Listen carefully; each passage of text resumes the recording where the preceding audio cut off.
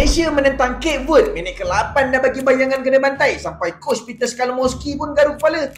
Jom aku kongsikan.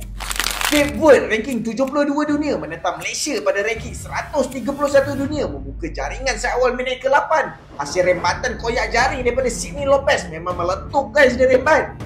Tetapi selepas itu Malaysia tampil dengan lebih kemas dengan serangan demi serangan oleh front three kita. Dari Harimau Melaya yang diketuai oleh Arif Aiman. Tidak lupa juga our new heritage player Gabriel Palmero. Pada minit 75, coach menukar ramai player dan juga menukar strategi yang menghasilkan gol penyamaan dari Paulo Josue. Ini menunjukkan semua player mampu memberikan sumbangan kepada Harimau Malaya. Kalau korang berminat untuk dapat cut out sock ataupun grip sock by Maeve, korang boleh tekan back kuning ataupun di showcase guys. Permainan tamat dengan keputusan 1-1.